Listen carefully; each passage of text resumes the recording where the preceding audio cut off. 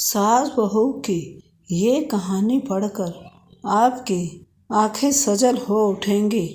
कुछ रिश्ते बहुत मीठे होते हैं, बस बातें कड़वी होती हैं। बहू कहाँ मर गई? घर से आवाज़, जिंदा हूँ माँ जी। तो फिर मेरी चाय क्यों अभी तक नहीं आई? कब से पूजा करके बैठी हूँ, ला रही हूँ माँ जी। बहू चाय के साथ भजिया भी ले आई। सास ने कहा, तेल खिलाकर क्या मारोगी? बहू ने कहा, ठीक है माँ जी ले जाती हूँ।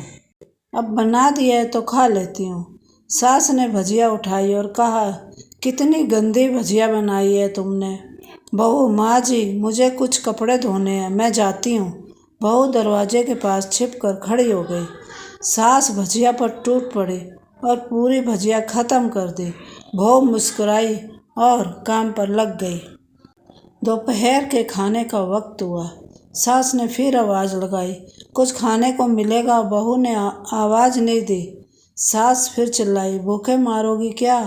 बहू आई और सामने खिचड़ी रख दी। सास गुस्से से, ये क्या है? मुझे इसे नहीं खाना है, इसे ले जाओ। बहू ने कहा, आपको डॉक्टर ने दिन में खिचड़ी खाने को कहा है, खाना तो पड़ेगा ही। सास मुंह बनाते हुए, हाँ तू मेरी माँ बन जा। बहू फिर मुस्कुराई और चली गई। आज इनके घर पूजा थी। बहू सुबह 4 बजे से उठ गई। पहले स्नान किया, फिर फूल लाई, माला बनाई, रसोई साफ की, पकवान और भोज बनाया। सुबह के 10 बज गए। अब सास भी उठ चुकी थी। बहू अब पंडित जी के साथ भगवान के वस्त्र तैयार कर रही थी। आज ऑफिस की छुट्टी भी थी। उनके पति भी घर पर थे। पूजा शुरू हो गई। सास चिल्लाती, बहू ये नहीं है, वो नहीं है। बहू दौड़ी दौड़ी आती और सब करती। अब दोपहर के 3 बज गए थे। आरती की तैयारी चल रही थी। पंडित जी ने सबको आरती के लिए बुलाया और सबके हाथों में थाली दी। जैसे ही बहू ने थाली पकड़ी, थाली हाथों से गिर पड़ी। शायद भोज बनाते हुए बहू के हाथों में तेल लगा था, जिसे वो पोंछना भूल गई थी। सारे लोग तरह तरह की बातें करने लगे। कैसी बहू है, कुछ नहीं आता, एक काम भी ठीक से नहीं कर सकती, ना जाने कैसी बहू उठा लाए, एक आरती की थाली भी संभाल नहीं सकती। उसके पति भी गुस्सा हो गए, पर सास चुप रही, कुछ नहीं कहा, बस यही बोल के छोड़ दिया, सीख रही है, सब सीख जाएगी धीरे धीरे। अब सबको खाना परोसा जाने लगा।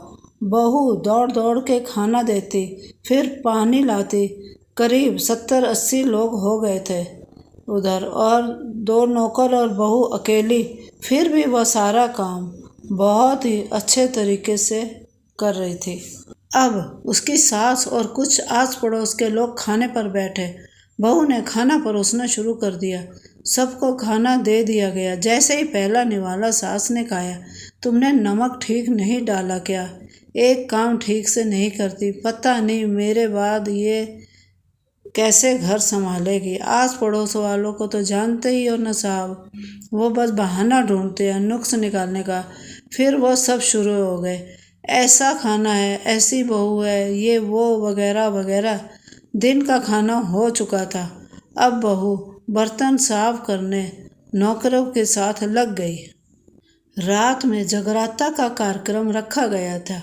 बहू ने भी 1-2 गीत गाने के लिए स्टेज पर चढ़ी।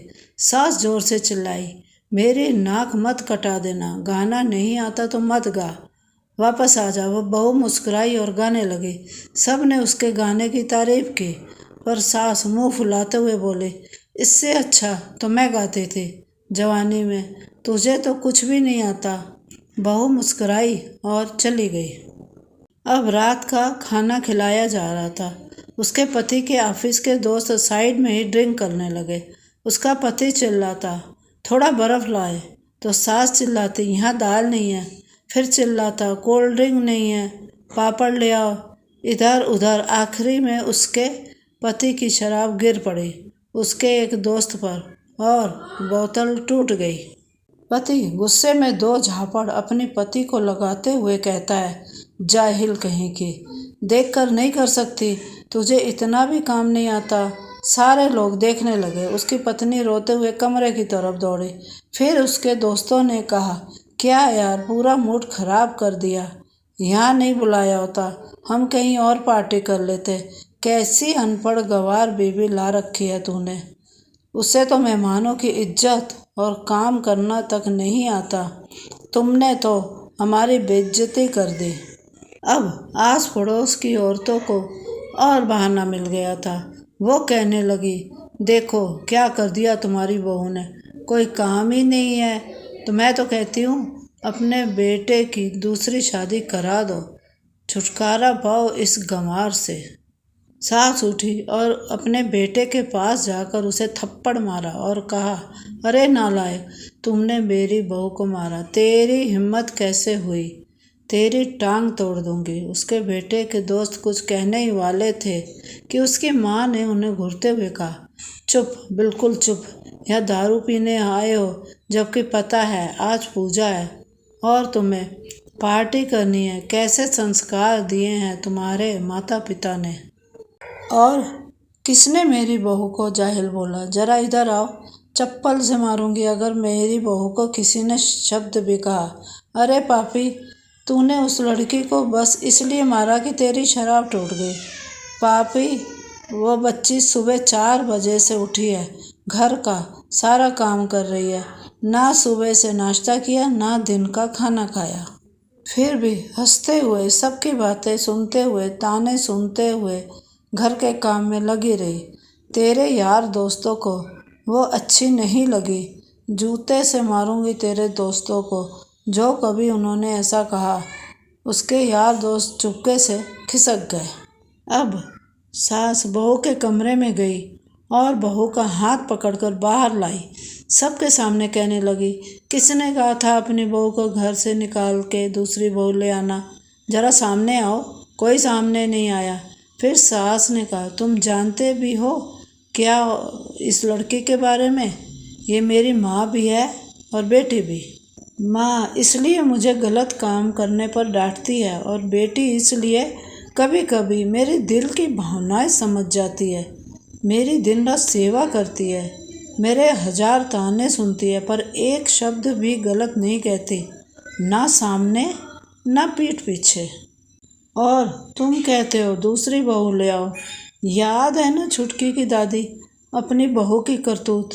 सास ने गुस्से से पड़ोस की महिला को कहा, अभी पिछले हफ्ते ही तुम मियाँ बीवी को भूखे छोड़ घूमने चले गए थे। मेरी इसी बहू ने 7 दिनों तक तुम्हारे घर पर खाना पानी, यहाँ तक कि तुम्हारे पैर दबाने जाती थी, और तुम इसे जाहिल बोलती हो। जाहिल तो तुम सब हो जो कोयले और हीरे में फ़र्क नहीं जानते। अगर आइंदा मेरी बहू के बारे में किसी ने एक लफ्ज़ भी बोला तो मुझसे बुरा कोई नहीं होगा, क्योंकि ये मेरी बहू नहीं, मेरी बेटी है। बहू सिसकियाँ लेते हुए फिर कमरे में चली गई। सास ने एक प्लेट उठाई और भोजन परोसा। बहू के कमरे में खुद ले गई। सास को भोजन लाते देखा तो बहू ने कहा, अरे माँ जी, आप क्या कर रही हो, मैं खुद ही ले लेती। सास ने प्यार से ताना मारते हुए कहा, डर मत, इसमें जहर नहीं है, मार नहीं डालूंगी तुझे।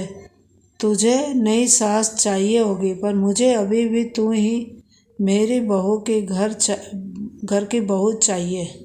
बहू ने अपनी सास को रोते हुए गले से लगा लिया।